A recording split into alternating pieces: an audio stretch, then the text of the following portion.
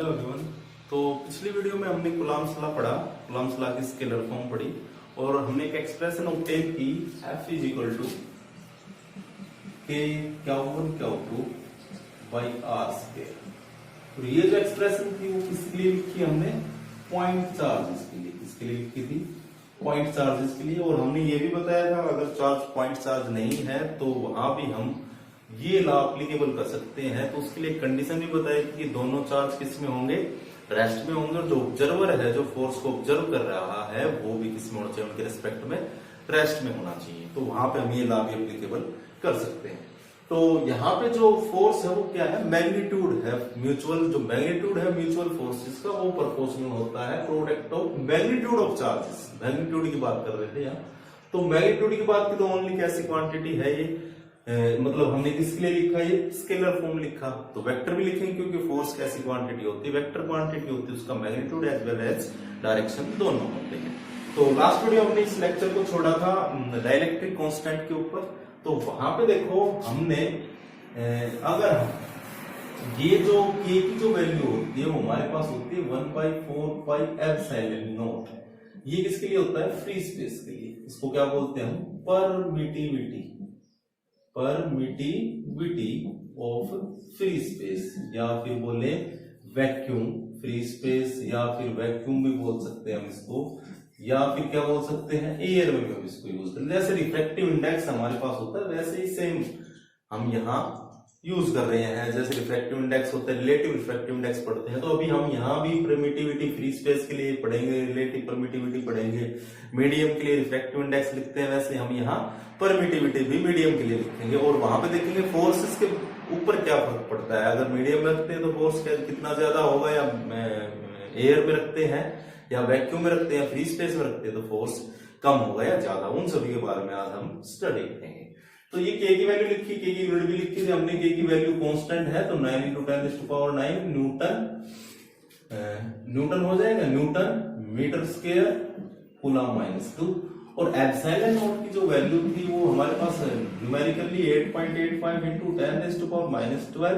इसका उल्टा हो जाएगा, एप्सिलॉन नॉट इसका उल्टा है तो ये इसकी यूनिट क्या हो जाएगी? Newton -1 metre -2 coulomb square. तो ये एप्सिलॉन नॉट की वैल्यू थी। अब अगर हम सेम चार्जेस जो हमने कहां रखे थे? एयर में रखे थे या फ्री स्पेस में रखे थे, उन्हीं सेम चार्जेस को अगर हम किसी मीडियम में रखते हैं, मीडियम जैसे बोले तो गिलास हो गया, वाटर हो गया, वहां रखते हैं, तो फोर्सेस पे क्या फर्क पड़ेगा? और एप्सिलॉन नॉट जो एप्सिलॉन या एप्सिलॉन एम जो बोल रहे हैं हम, अगर हम मीडियम में रखते हैं तो वहां पे के की जगह हम यूज करते हैं 1/4 पाई एप्सिलॉन लिख दो या फिर एप्सिलॉन एम। ये क्या है? Permittivity of medium. Permittivity of medium जो अलग अलग मीडियम के लिए अलग अलग होती है। तो यहाँ पे जो एप्सिलॉन एम है, यहां से हमें क्या पता चला? परमिटिविटी। परमिटिविटी का मतलब क्या हुआ भाई? ये परमिट करेगा। मान ली दो चार्जेस है हमारे पास, Q1 Q2, तो ये क्या परमिट करना चाहेगा कि इनके बीच में फोर्स क्या हो? ज्यादा हो। भाई परमिटिविटी से तो ये पता चल रहा है ये क्या करेगा? परमिट करेगा। इसकी एक प्रॉपर्टी है मीडियम की, जो मीडियम रखा है ना, तो उसकी कोई प्रॉपर्टी है। ये प्रॉपर्टी है जो परमिट करना चाहती, मतलब हम अगर यहां वर्ड से देखें तो क्या हम समझ पा रहे हैं कि वो परमिट करेगी, इन चार्ज के बीच के फोर्स को परमिट करेगी। लेकिन ऐसा एक्चुअली नहीं होता।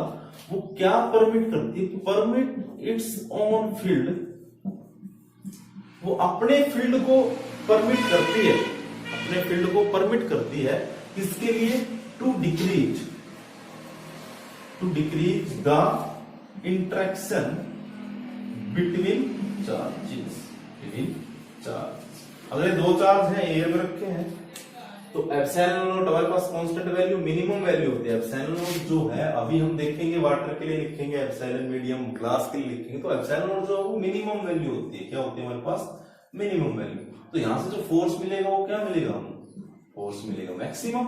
तो जो एप्सिलॉन एम है यानी फ्री स्पेस में जो एप्सिलॉन जो हम लिखा है एप्सिलॉन नॉट, वो मिनिमम होता है, और जो फोर्स मिलेगा फ्री स्पेस में वो मैक्सिमम होगा। इसका 0 लिख सकते हैं।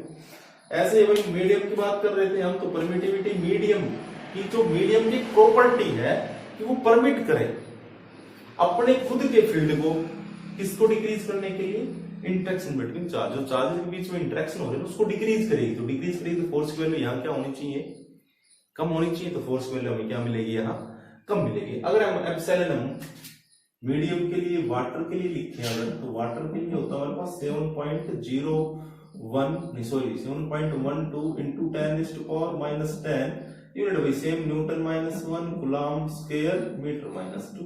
ऐसे अगर ग्लास के लिए लिखें तो ग्लास के लिए होता है 3.01 into 10⁻11 newton -1 coulomb square metre -2।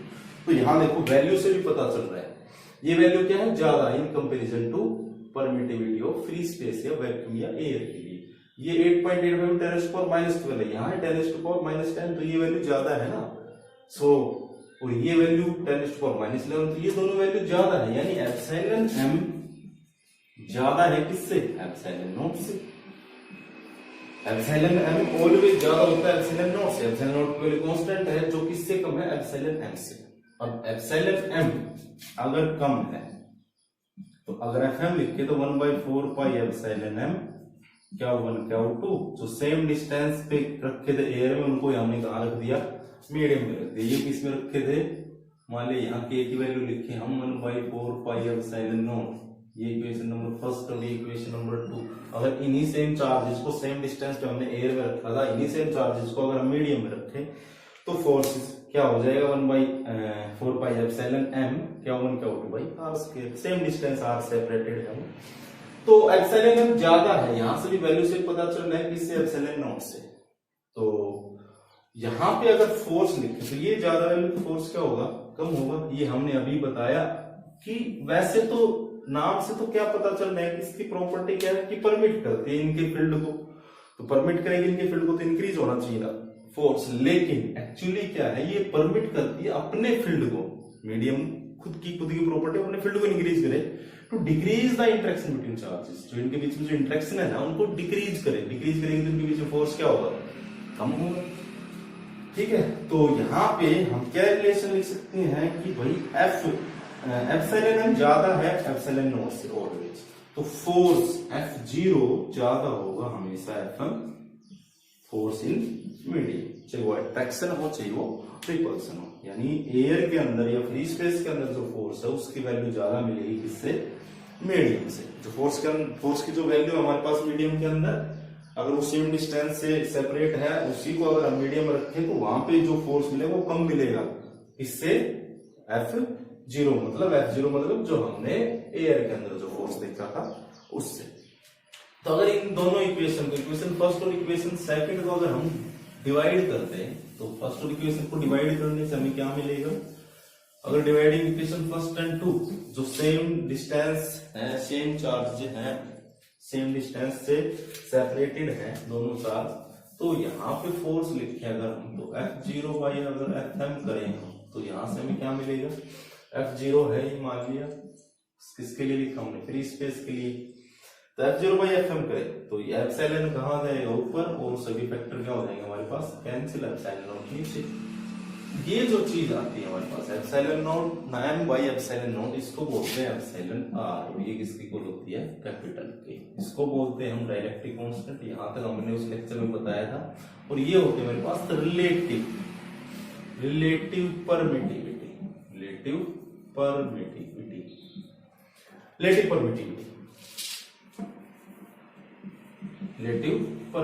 होती है।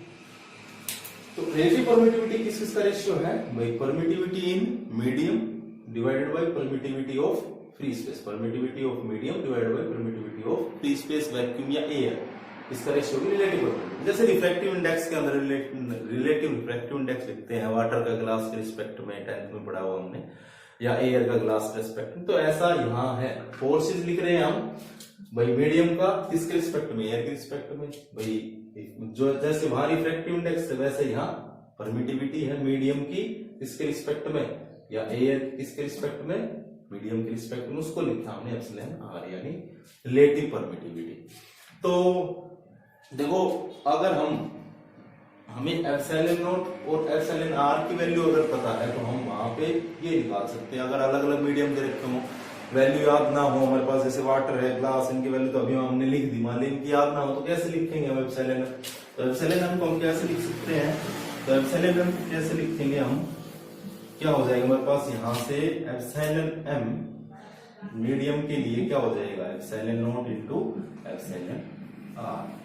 तो रिलेटिव परमिटिविटी को अगर डिफाइन करें तो एयर से कितनी गुना ज्यादा है परमिटिविटी किसकी, मीडियम की, एयर से कितनी गुना ज्यादा है परमिटिविटी मीडियम की, उसको बोलते हैं हम रिलेटिव परमिटिविटी। रिलेटिव परमिटिविटी यानी मीडियम की परमिटिविटी एयर से कितनी गुना ज्यादा है, मीडियम की परमिटिविटी एयर से कितनी गुना ज्यादा है, एयर से कितनी गुना ज्यादा है, उसको बोलते हैं रिलेटिव परमिटिविटी। मीडियम की परमिटिविटी एयर से कितनी गुना ज्यादा है, देखो यहां कोई फैक्टर आएगा ना, तो मीडियम की परमिटिविटी एयर से कितनी गुना ज्यादा है उसको बोलते हैं हम रिलेटिव परमिटिविटी। क्या बोलते हैं उसको, रिलेटिव परमिटिविटी। यानी मीडियम की परमिटिविटी एयर से कितनी गुना ज्यादा है उसको हमने क्या बोला, रिलेटिव परमिटिविटी। क्या बोला, रिलेटिव परमिटिविटी बोला है। तो अगर यहाँ पे मान लिया हमारे पास कुछ आपको और अच्छा क्लियर करना है, यानी एप्सिलॉन आर दे रखा है, मान लिया वाटर का हमारे पास मान लिया 81 दे रखे हैं, या एप्सिलॉन आर ग्लास का दे रखा है 7, या फिर लिक्विड का दे रखा है 8। तो यहां से अगर हम क्या निकालना चाहें, इसकी वैल्यू निकालना चाहें,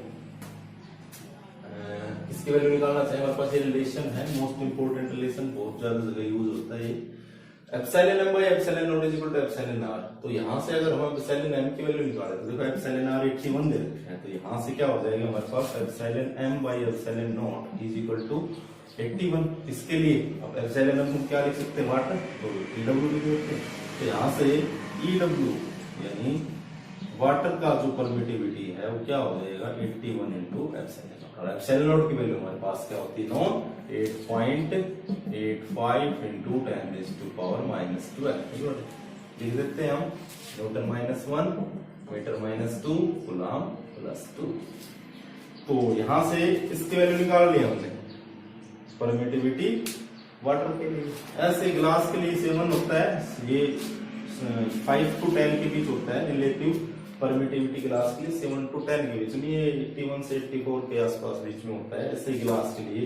और यहाँ लिक्विड के लिए लिखा है हमने, ये लिक्विड के लिए है मान लिया। तो यहां से भी निकाल सकते हैं भाई, एप्सिलॉन किसके लिए, ग्लास के लिए, किसके साथ इज इक्वल टू 7, ये रिलेशन भाई एप्सिलॉन ग्लास के लिए, भाई epsilon is equal to epsilon R दे रखे है, रिलेटिव परमिटिविटी दे रखी है ग्लास की 7। यहां से परमिटिविटी ग्लास के अंदर कितनी आ जाएगी, यानी मीडियम के अंदर आ जाएगी 7 टाइम्स किसका, ई नॉट। ऐसे ग्लास के लिए लिख सकते हैं, तो EL बाई ई नॉट इसके इक्वल हो गया 8, तो EL परमिटिविटी लिक्विड के अंदर कितनी होगी 8 टाइम्स ई नॉट। तो ई नॉट की वैल्यू हमें पता है, तो यहां से हम EL की वैल्यू क्या कर सकते हैं, पुट कर सकते हैं। तो यहाँ पे देखो अगर हम यहाँ फोर्स की बात करें, भाई फोर्स वाटर के अंदर और एयर के अंदर कैसे होगा, तो ये रिलेशन देखो हमारे पास क्या है, F naught by F M is equal to EM by E naught is equal to 81। तो यहां से देखो F naught by F M is equal to EM by E naught है हमारे पास। तो यहां से अगर हम FM लिखना चाहें तो FM की वैल्यू क्या हो जाएगी, FM is equal to EM by E naught. अब F नॉट कहां चला जाएगा, FM is equal to EM by F naught. क्या लिया हमने, F naught is equal to क्या है हमारे पास, F नॉट बाई FM का रेशियो लिया हमने, सेम डिस्टेंस पे द चार्जेस। तो EM बाई ई नॉट की इक्वल आता है हमारे पास, किसकी इक्वल आता है, ई नॉट बाई EM की।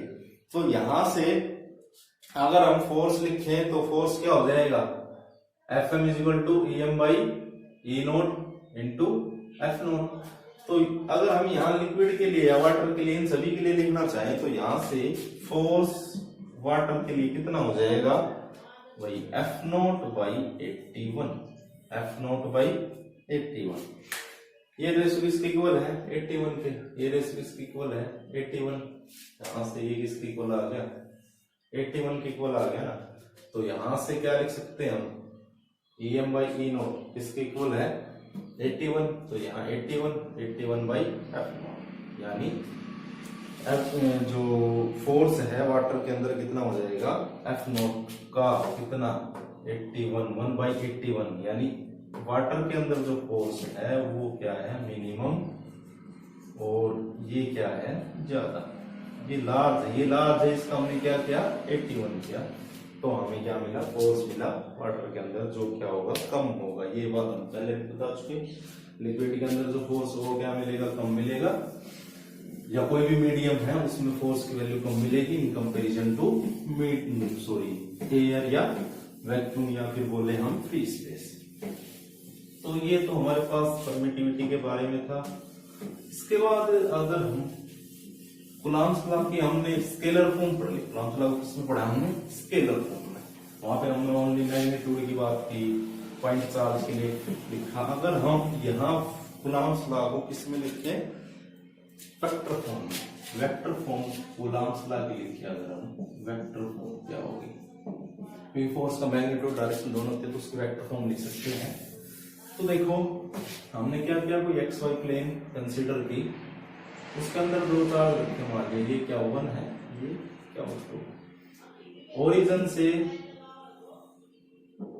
ये क्या 1 चार्ज इतने डिस्टेंस पे, ओरिजिन से ये चार्ज क्या 2 है हमारे पास, इसको बोला हमने R1, यहां से यहां तक ये क्या है R, तो हमने इसके ऊपर क्या लगाया एरो, ये एरो क्या बताती है हमारी वेक्टर क्वांटिटी है।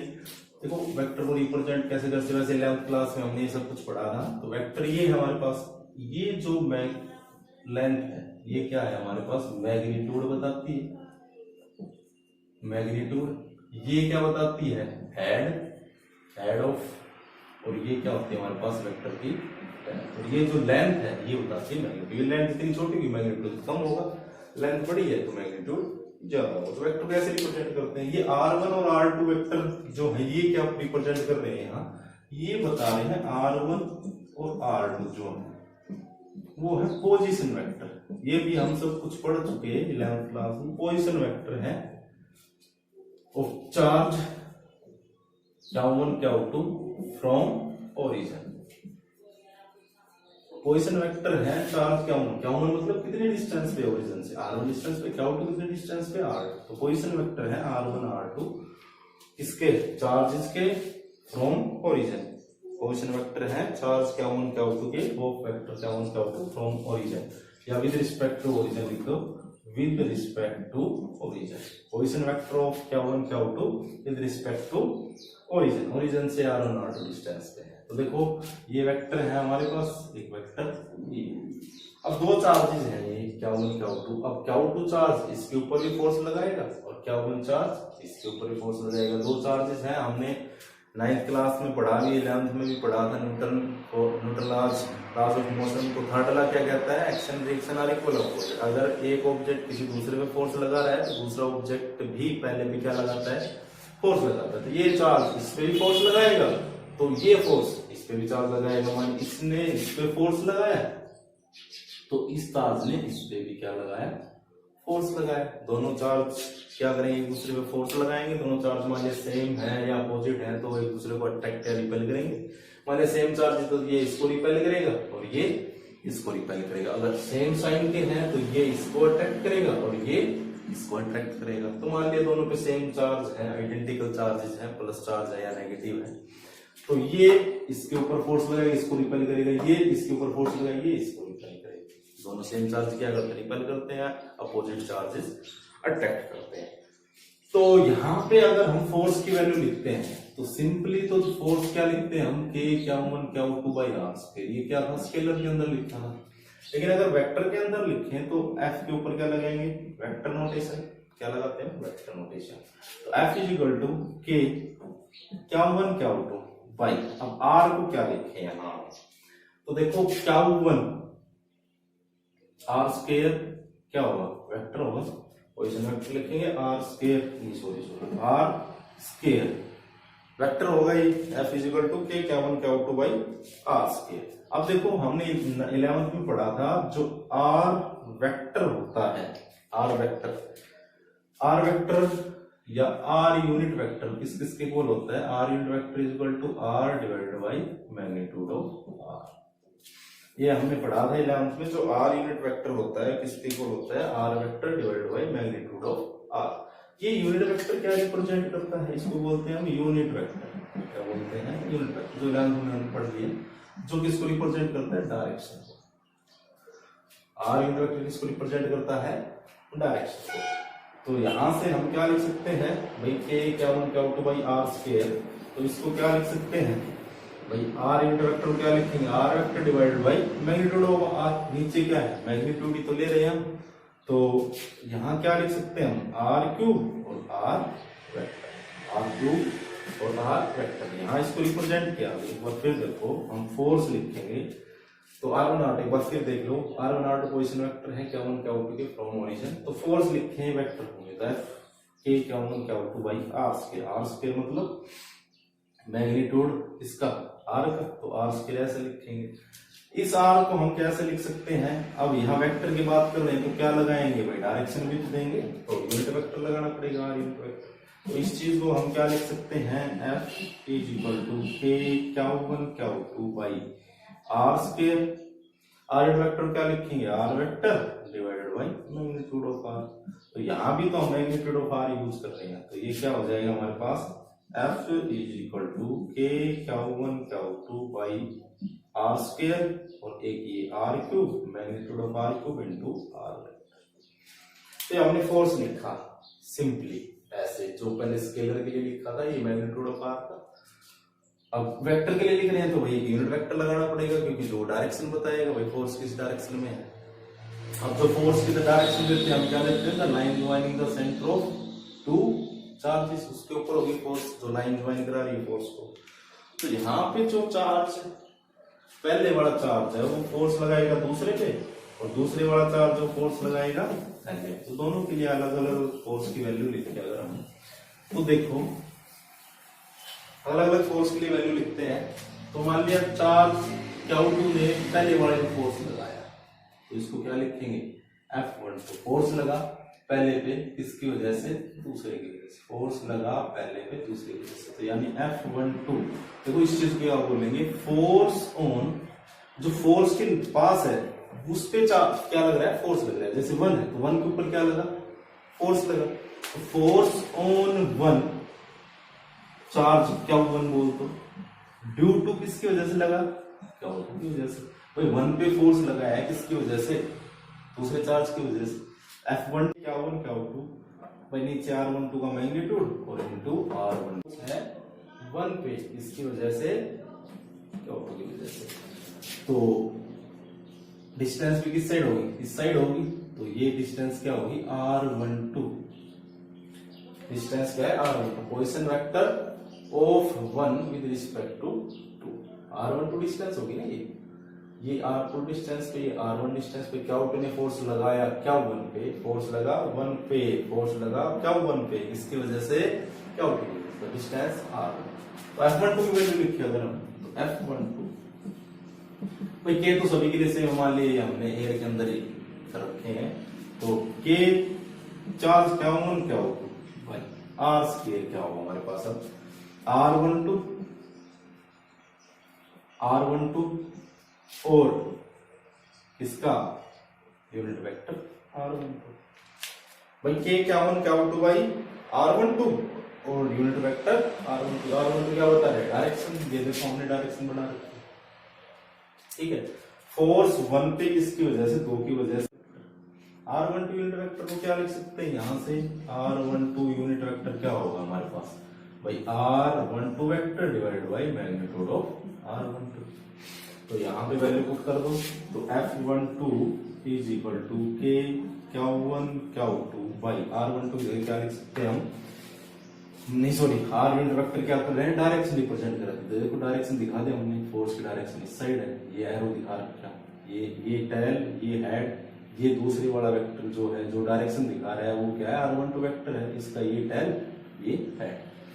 तो ये वैल्यू यहाँ पे पुट कर दें, R12 इनटू में R इंटू वेक्टर क्या लिख सकते हैं, R12 vector divided by magnitude of R12। तो ये क्या हो जाएगा, नीचे R12 का स्क्वायर है ना, के क्या वन क्या टू बाई R12 स्क्वायर, तो ये स्क्वायर और ये 1 तो कितना हो गया 2, तो के क्या वन क्या टू बाई R12 का क्यूब, और किसका मैग्नीट्यूड इसका।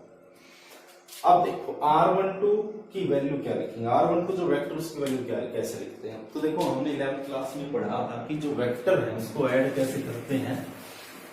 तो देखो एक वेक्टर का हेड दूसरे के टेल से टच होना चाहिए, जैसे ये वेक्टर A है ये वेक्टर B है, इसका हेड इससे के टेल से टच है, तो जो थर्ड वेक्टर है वो उन दोनों को सम को रिप्रेजेंट करता है। एक बार मैं इस फिगर को दोबारा बना देता हूं।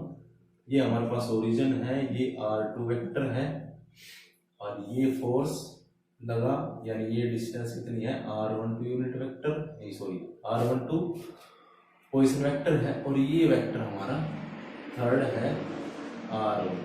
अगर यहाँ बात करें हम तो ये R2 पोजीशन वेक्टर, ये R1 पोजीशन वेक्टर, ये R12 पोजीशन वेक्टर, इसका जो डायरेक्शन रिप्रेजेंट कर रहा है F12 के, F12 जिस साइड लग रहा है उस साइड, ये पोजीशन वेक्टर हो गया। तो यहां से देखो जो वेक्टर लॉ ऑफ एडिशन है या सिंपली जो वेक्टर को ऐड करते हैं हम, तो एक वेक्टर की टेल सिंपली एडिशन है, ये एक वेक्टर की टेल दूसरे की हेड से जुड़ी होगी, और जो थर्ड वेक्टर है जो क्या है सिमेट्रिक है, इसका हेड इसके टेल से, जो थर्ड वेक्टर है थर्ड वेक्टर इन दोनों की सम को रिप्रेजेंट करता है, कब जब इसका हेड इसके टेल से जुड़ा हो। तो यहां से क्या लिख सकते हैं R2 प्लस R12 इसके इक्वल आ गया R1, तो यहां से R12 की वैल्यू क्या लिख सकते हैं हम R1 वेक्टर माइनस R2 को साइड भेज दिया R। एक बार फिर देखो simply vector law of addition क्या है कि एक का हेड, अगर तीन वेक्टर को हम लें, तीन वेक्टर है हमारे पास, अगर एक सिमेट्रिक है वो एक वेक्टर का हेड है, इसका हेड दूसरे वेक्टर के टेल से जुड़ा हो, तो जो थर्ड वेक्टर है वो इन दोनों के सम को रिप्रेजेंट करता है। एक वेक्टर का हेड दूसरे की टेल से जुड़ा हो, तो थर्ड वेक्टर जो है उनको अगर हम ऑर्डर में ले रहे हैं साइक्लिक ऑर्डर में, तो थर्ड वेक्टर उन दोनों के सम को रिप्रेजेंट करता है। तो R2 प्लस R1, तो इसका हेड इसकी टेल से दोनों सम किसके इक्वल होगा थर्ड के, तो R12 is equal to R1 minus R। तो यहां से क्या वैल्यू आ गई हमारे पास F12 की K क्या वन क्या टू बाई R12 से क्या लिखेंगे R1 माइनस R2 तो मैग्नीट्यूड क्यूब, और यहां से R1 माइनस R2 वेक्टर। तो ये आ गया हमारे पास force on one due to two, force on one due to two. ऐसे ही अगर हम फोर्स फर्स्ट, ये तो हमने लिखा फोर्स ऑन चार्ज क्या टू, फोर्स ऑन चार्ज क्या वन ड्यू टू क्या टू। अगर हम सेम लिखे फोर्स ऑन क्या टू ड्यू टू क्या, तो इसकी डायरेक्शन कैसे होगी, line joining the centre of two charges. Point charge बोले तो सेंटर नहीं बोलेंगे, अगर पॉइंट चार्ज बोल दिया तो क्या लिखेंगे line joining the two point charge, line joining the point charge, क्योंकि पॉइंट चार्ज का सेंटर नहीं होता। तो ये हो गया हमारे पास F21, यानी फोर्स किस पे सेकंड पे, F21 फोर्स किस पे, फोर्स ऑन क्या टू किस पे ड्यू टू इसकी वजह से क्या उनकी वजह से। तो F21 को क्या लिख सकते हैं हम के, चार्जेस कौन सा क्या टू क्या वन बाई डिस्टेंस। अब डिस्टेंस या पोजीशन वेक्टर किस साइड होगा, इस साइड R1 नहीं सॉरी R2, मैं इनको रब कर देता R12 वाले को R2। फोर्स क्या टू पे, तो पोजीशन वेक्टर इस साइड होगा ना, पोजीशन वेक्टर इस साइड लिखेंगे, इस साइड लिखेंगे। तो यहां से देखो क्या लिख सकते हैं हम R21 और R21 unit vector. R21 unit vector क्या बता रहा है, डायरेक्शन बता रहा है किसकी, फोर्स की, भाई इस साइड है, इस डायरेक्शन में है। तो यहां से R21 को भी क्या लिख सकते हैं हम, वही सेम है जो पहले लिखा था, R21 को लिख सकते हैं R21 vector divide by magnitude of R21। तो यहां से क्या हो जाएगा भाई, यहाँ पे आ जाएगा R21 वेक्टर, और यहाँ क्या आ जाएगा R21 स्क्वायर था नीचे, तो क्या हो जाएगा क्यों हो जाएगा, तो पहले क्या वैसे।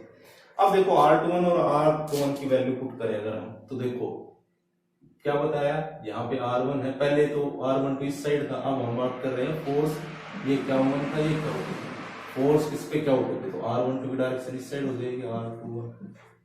ठीक है। अब ये इसका हेड, ये इसकी टेल, ये हेड ये टेल, यहाँ पे बात करते हैं ये दोनों वेक्टर का हेड हेड मीट कर रहा है, तो यहाँ पे तो अप्लीकेबल नहीं है ना। अप्लीकेबल कहाँ होगा, इसका हेड इसकी टेल से, इसका हेड इसकी टेल से, तो इन दोनों का सम किसके इक्वल होगा, थर्ड के इक्वल। तो R1 plus R21 is equal to R1 plus R21 is equal to R2। तो यहाँ से R21 की वैल्यू अगर लिखे अगर हम, तो R21 किसके इक्वल आ जाएगा, R2 माइनस R1। और एक सिंपल ट्रिक भी है, अगर याद करना हो, अगर F12 लिख रहे हैं तो यहाँ क्या लिखेंगे, R1 माइनस R2, और F21 लिखेंगे तो क्या आ गया, R2 माइनस R1। तो यहाँ से वैल्यू क्या हो जाएगी, R2 माइनस R1 के मैग्नीट्यूड का क्यूब, और यहाँ से R2 vector minus R1 vector. तो ये हमारे पास क्या आ गया, दो फोर्स आ गया, F12 फोर्स ऑन Q2। ये बात ध्यान रखना, F2 जहां पे जो पास में लिखा है F के, उस पे फोर्स लग रहा है, force on Q2 due to Q1, force on Q1 due to Q2। तो देखो ये दोनों फोर्सेस जो आए हमारे पास, F12 और F21 दोनों इक्वल हैं, लेकिन यहाँ पे क्या है, R2 माइनस R1, यहाँ क्या है, R1 माइनस R2। तो इस चीज को हम क्या लिख सकते हैं, F12 is equal to minus F21 लिख सकते हैं, माइनस से मल्टीप्लाई कर दे तो ये क्या हो जाएंगे, पॉजिटिव हो जाएंगे। मतलब ये पॉजिटिव हो जाएगा, ये नेगेटिव हो जाएगा, तो क्या लिख देंगे इसको, F21 is equal to K Q1 Q2 by R1 minus R2, तो ये चीज लिख सकते हैं भाई, F12 किसके इक्वल होगा, माइनस F21 के। या फिर इसी चीज को हम और क्या लिख सकते हैं, मैग्नीट्यूड की फॉर्म में लिख देते हैं भाई, F21 का मैग्नीट्यूड किसके इक्वल होगा, F21 के मैग्नीट्यूड के, मैग्नीट्यूड के अंदर माइनस क्या हो जाता है, पॉजिटिव। तो F21 का मैग्नीट्यूड किसके इक्वल होगा, F21 के। तो यहाँ से न्यूटन थर्ड लॉ भी उपयोग है कि अगर ये चार्ज इस पे फोर्स लगाएगा तो ये चार्ज भी इस पे फोर्स लगाएगा, दोनों क्या होंगे, इक्वल होंगे। तो F21 किसके इक्वल आ गया, F12। ठीक है, यहाँ से ये चीज बहुत इंपॉर्टेंट है, जो F12 लिखा और F21 लिखा, ये फोर्स है किस पे, चार्ज 1 पे किसकी वजह से, 2 की वजह से, और F2 का मतलब है फोर्स है 2 पे किसकी वजह से, 1 की वजह से। तो ये इस कूलम्ब्स लॉ की प्रैक्टिकल फॉर्म है हमारे पास। अब अगर इसके ऊपर हम एक दो न्यूमेरिकल देख लेते हैं जो सिंपली है, इसके बाद हम IIT और PMT लेवल के जो कुछ न्यूमेरिकल है उनको हम देखेंगे क्या उनके ऊपर ट्रिक लग रही है। तो सबसे पहले देखो, अगर हमारे पास दे रखा है भाई कोई हमारे पास, अगर हम देखें न्यूमेरिकल की बात करें तो देखो, अगर हमारे पास दे रखा है calculate Coulomb's force between proton and electron, proton और इलेक्ट्रॉन के बीच में force separated by 1.6 centimetre in free space. यहां पे दे रखा है फ्री स्पेस। तो मैग्नीट्यूड फाइंड करना है और फोर्स का नेचर फाइंड करना है। क्या फाइंड करना है, मैग्नीट्यूड और नेचर फाइंड करना है इसका, फोर्स का। मैग्नीट्यूड और नेचर फाइंड करेंगे हम, magnitude and nature of force. तो सिंपली सा है भाई, कैलकुलेट करना है कूलम्ब फोर्स प्रोटॉन और इलेक्ट्रॉन। तो यहां दे रखा है फ्री स्पेस, इसमें है फ्री स्पेस में कितने डिस्टेंस, 1.6 मीटर। तो नेचर बताना क्या हुआ, देखो एक प्रोटॉन है एक न्यूट्रॉन, इलेक्ट्रॉन, तो पॉजिटिव और एक नेगेटिव हो गया, दो चार्जेस हो गए पॉजिटिव नेगेटिव। ये कितने डिस्टेंस पे है, 1.6 सेंटीमीटर। तो F इक्वल टू क्या होगा हमारे पास, K की वैल्यू 9 इंटू फ्री स्पेस बोल रखा था, 9 इंटू 10⁹9 इंटू चार्ज क्या है, क्या वो एक प्रोटॉन एक इलेक्ट्रॉन, तो 1.6 इंटू 10⁻90, और इलेक्ट्रॉन के लिए 1.6 इंटू 10⁻90 डिवाइडेड बाय, यहाँ पे हम क्या यूज करते हैं, मैग्नीट्यूड ऑफ चार्ज। तो नेगेटिव जो इलेक्ट्रॉन के लिए वो क्या हो जाएगा, पॉजिटिव हो जाएगा। तो 1.6 इंटू 10⁻90 प्रोटॉन के लिए तो पॉजिटिव होता ही है, इलेक्ट्रॉन के लिए भी क्या हो गया, पॉजिटिव। मैग्नीट्यूड ले रहे हैं और डिस्टेंस कितने, 1.6 सेंटीमीटर है। तो इसको हम किस में यूज करेंगे, मीटर में, क्योंकि हमने जो यूनिट लिखी थी वो किस में लिखी थी, मीटर में लिखी थी। तो 1.6 डिवाइडेड बाई 100, तो 1.6 डिवाइड बाई 100 कहाँ चला गया ऊपर, और इसका क्या था स्क्वायर, तो 100 का स्क्वायर चला जाएगा ऊपर, तो 100 स्क्वायर 1.6 का स्क्वायर। तो यहाँ से क्या फाइंड हो गया, फोर्स फाइंड करेंगे। उसका नेचर कैसा होगा, देखो एक पॉजिटिव एक नेगेटिव, तो कैसा नेचर होगा अट्रैक्टिव। पॉजिटिव नेगेटिव क्या करेंगे, एक दूसरे को अट्रैक्ट करेंगे, तो अट्रैक्टिव होंगे नेचर में। इसके बाद एक और न्यूमेरिकल देखो, अगर हमारे पास बोला गया कि calculate Coulomb's force between 2 alpha particles, भाई 2 अल्फा पार्टिकल हैं, उनके बीच में फोर्स कैसा होगा। तो अल्फा पार्टिकल मैंने पहले जो वीडियो डाली थी उसके अंदर भी बताया था लेक्चर के अंदर कि अल्फा पार्टिकल कितना चार्ज होता है 2e। अल्फा पार्टिकल जो होते हैं उनके चार्ज कितना होता है 2e। तो वही फोर्स बताना है इनके बीच में, तो F इज इक्वल टू, अगर ये कितने डिस्टेंस पे दे रखे मान लिया न्यूमेरिकली, यहाँ न्यूमेरिकल है हमारे पास, calculate the coulomb force between 2 alpha particles separated by a distance of, कितने डिस्टेंस है, r की वैल्यू दे रखी है 3.2 × 10⁻⁻15 मीटर, कितने डिस्टेंस पे है। तो 2 अल्फा पार्टिकल है तो चार्ज क्या होगा इनके ऊपर +2, ठीक है। तो प्रोटॉन है नहीं, सॉरी अल्फा पार्टिकल है तो +2 चार्ज होता है, पहले हमने वीडियो में बताया भी था लेक्चर में। तो F is equal to K की वैल्यू, और वही फ्री स्पेस में है तो 10⁻⁹ इंटू 2 इंटू 1.6 इंटू 10⁻⁻19 और 2 इंटू 1.6 इंटू 10⁻⁹19। क्या O1 क्या O2, तो क्या O1 की वैल्यू कितनी हो जाएगी 2e, और क्या O2 की वैल्यू 2e। अल्फा पार्टिकल के लिए 2 इंटू e 1.6 10⁻⁹19, क्या O2 2 into e by r square, r की वैल्यू दे रखी है 3.2 इंटू 10⁻⁻15 का होल स्क्वायर। इसको सोल्व करेंगे, फोर्स फाइंड हो जाएगा। नेचर कैसा होगा भाई, दोनों क्या है पॉजिटिव है ना, दोनों पॉजिटिव है तो क्या होगा रिपेल करेंगे, तो कैसा नेचर होगा रिपल्सिव नेचर, कैसा नेचर होगा रिपल्सिव नेचर होगा, ठीक है। तो एक न्यूमेरिकल ये था। इसके बाद देखो एक न्यूमेरिकल और करते हैं, इसके बाद एक लेक्चर और होगा, उसके अंदर हम न्यूमेरिकल्स पे डिस्कस करेंगे, जो कूलम्ब्स लॉ है या क्वांटाइजेशन ऑफ चार्ज उनके न्यूमेरिकल पे डिस्कस करेंगे। तो एक न्यूमेरिकल और है हमारे पास, जैसे क्या दे रखा है कि PMT 2003 का क्वेश्चन है, if 18 microcoulomb charge, if -18 microcoulomb charge is kept on the body, then calculate number of electron। PMT 2003 का क्वेश्चन, PMT 2003 में आया हुआ क्वेश्चन है। तो क्या कह रहा है कि कोई चार्ज है -18 microcoulomb kept on the body, then calculate number of electron. क्या फाइंड करने हैं, नंबर ऑफ इलेक्ट्रॉन फाइंड करने हैं। तो भाई सिंपल सा फॉर्मूला क्या इक्वल टू n यूज करते हैं, तो यहाँ से n की वैल्यू क्या हो जाएगी, क्या हो भाई e। तो क्या की वैल्यू हमारे पास -18 माइक्रोकूलम्ब दे रखी है, माइक्रो के अंदर क्या आ जाएंगे 10⁻⁻6 कूलम्ब डिवाइडेड बाई इलेक्ट्रॉन पे चार्ज 1.6 इंटू 10⁻⁻19 कूलम्ब। ये भी नेगेटिव होता है इलेक्ट्रॉन के लिए, तो n की वैल्यू क्या आ जाएगी यहाँ से भाई, ये तो हो गया ऊपर जाएगा, तो 18 डिवाइडेड बाई 1.6 है तो 16 कर देंगे, ये 10 है वो 10 ऊपर चला गया, तो 10⁻⁻6 इंटू 10⁻⁻19 इंटू और क्या हो जाएगा 8 10, ये 1.6 वाला, तो ये क्या बचा n is equal to 5 into micro, तो कितना बच गया ये माइनस, ये प्लस हो जाएगा, तो कितना बचा 10 20 में से माइनस 10⁻⁴, कितने नंबर ऑफ इलेक्ट्रॉन होंगे उस बॉडी के ऊपर, अगर उसके ऊपर चार्ज कितना है -18 माइक्रोकूलम्ब। तो ये कुछ न्यूमेरिकल थे, इसके बाद नेक्स्ट लेक्चर में और न्यूमेरिकल स्टडी करेंगे। आज के लिए